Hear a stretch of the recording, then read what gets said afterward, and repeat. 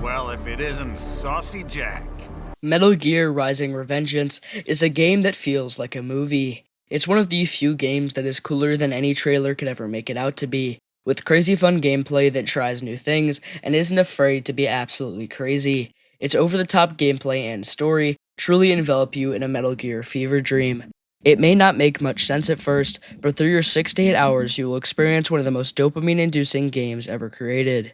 This is the game that let Platinum Games take Hideo Kojima's once clandestine stealth series and drag it into broad daylight, spitting on a katana like a stripper. But where Metal Gear Solid asked you to hide, Rising forces you to fight. Where Solid was built on patience and politics, Rising is built on spectacle and speed.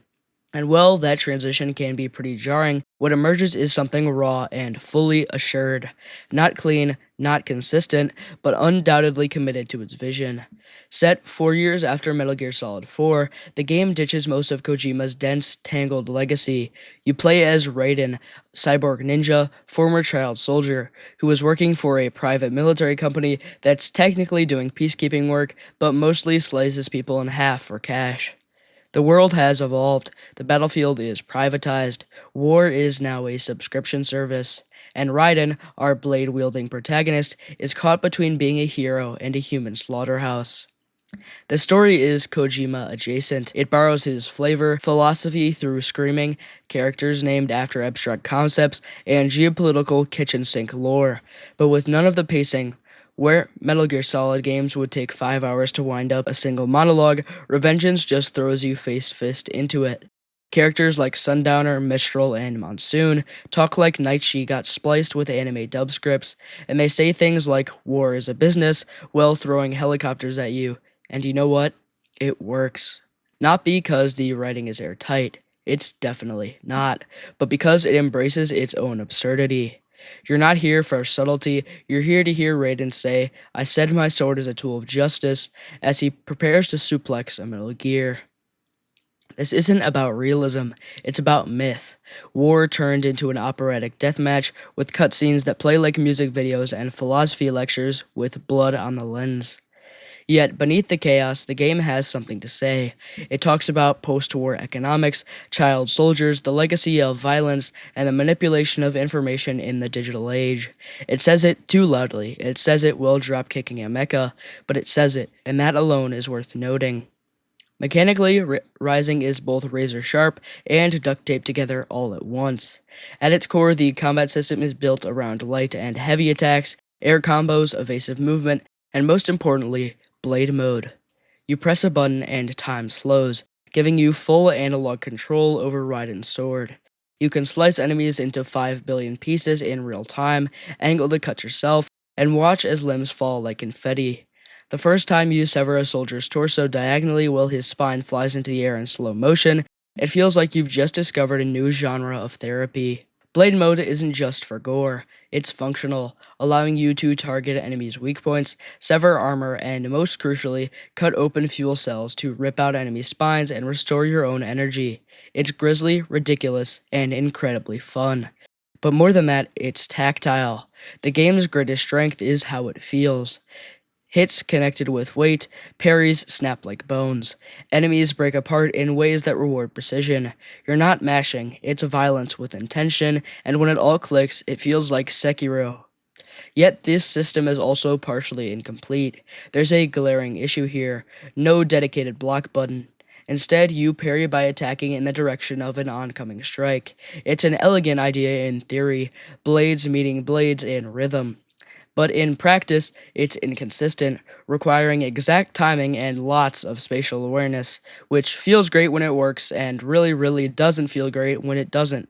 But when adding onto the poor camera control, it seems nearly impossible, especially since later bosses are tuned around perfect parries like it's your second language. The camera is also an issue. Tight corridors and fast enemies often mean the camera lags behind, or worse, stares directly into the wall while you're being comboed by a gorilla in Mjolnir armor.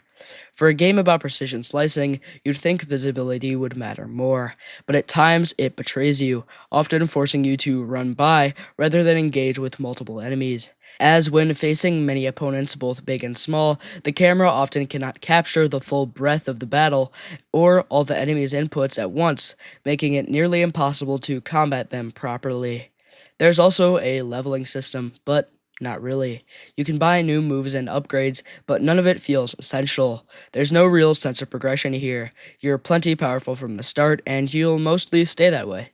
The game gives you tools, but rarely forces you to master them. You can beat the game mashing light attack and parry alone. That's a problem.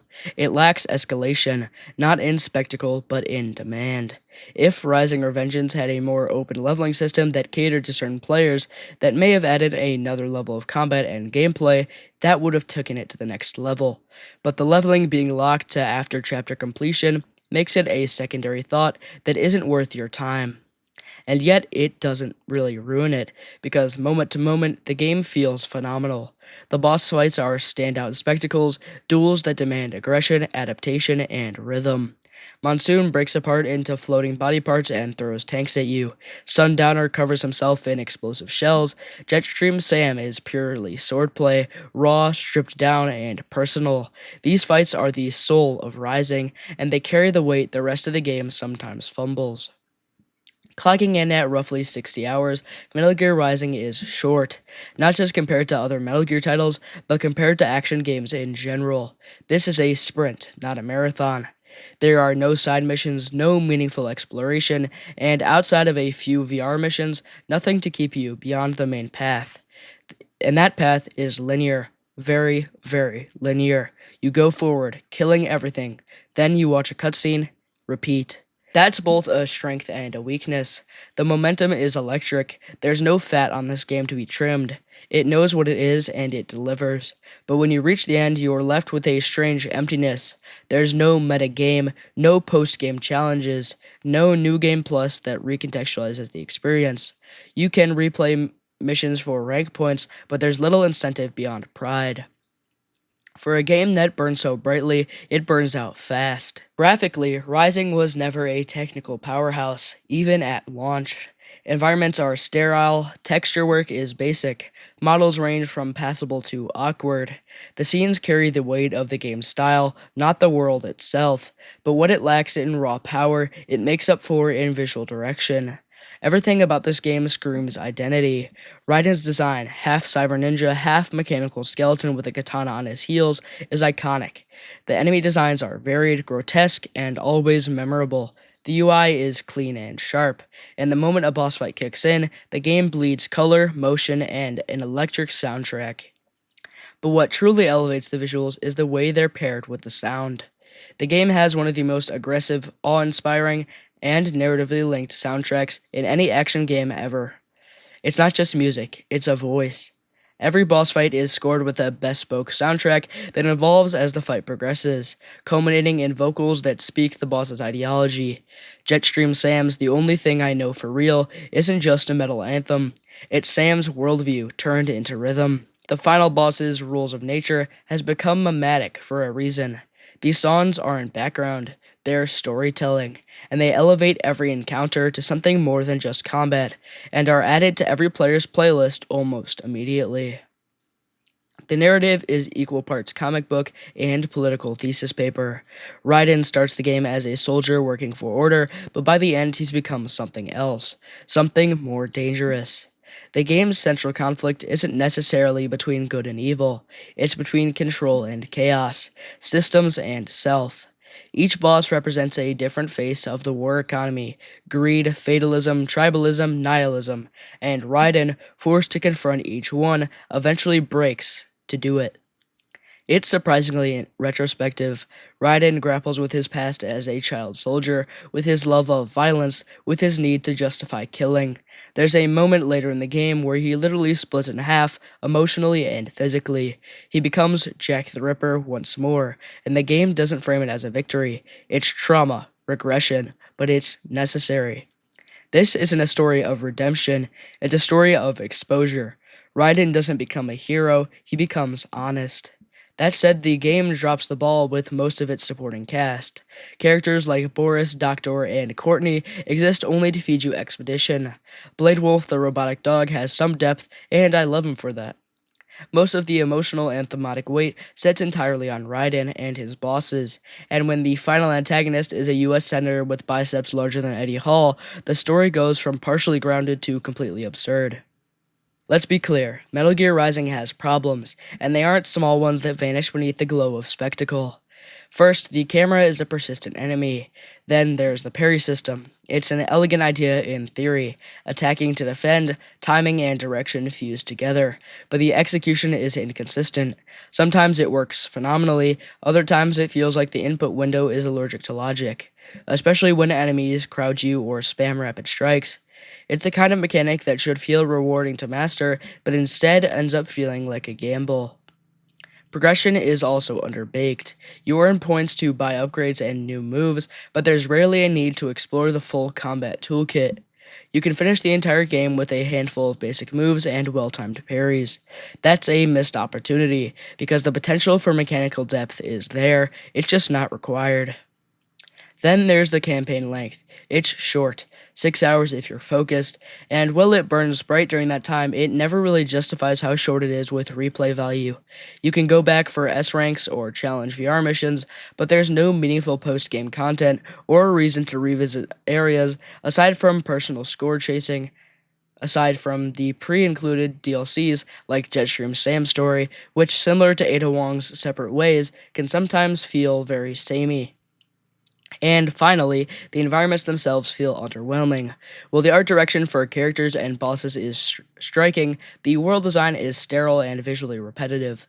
Most stages feel like corridors with slightly different color palettes, lacking the kind of environmental storytelling or interactive detail that could have elevated the experience further. There's also a strange tonal whiplash. The game tries to be about war, economics, and trauma, but it also lets you throw a dwarf gecko's body like a bowling ball. It preaches anti-violence, then rewards you for eviscerating enemies with slow-mo spine extraction. It's messy, hypocritical, and yet so sincere it somehow works. Though during moments like the monsoon boss fight, they do justify some of these actions. But nonetheless, I love Metal Gear Rising Revengeance. It's probably my favorite Metal Gear game. I do love Snake Eater and stuff like that, but Metal Gear Rising does better than most games is commit. Every idea, no matter how over the top, is delivered with a smashing punch. It never winks, it never falters, just keeps going. And sometimes that's enough, and it definitely is for me. It's not a perfect game, but it's one of my favorites. It's not even very polished, but it is a bold, unique, and super entertaining experience that knows exactly what it wants to be. It throws stealth out the window, slaps you in the face with a katana, and demands you keep up. It's absurd, but it has teeth. It's flawed, but glorious. It's very, very rushed, but never boring. It burns bright, fast, and leaves a scar. In a landscape of games that play it safe, Rising is one of the few that dares to forge its own path, and in that way, it lives up to its name. Not as a Metal Gear game, but as something else, something newer, sharper, and unfortunately, I think it will be a one-off, as Konami is a shell without Kojima, and Platinum Games is making Babylon's Fall. I give this game 3 Jacksepticeye snake impressions out of 1 big boss.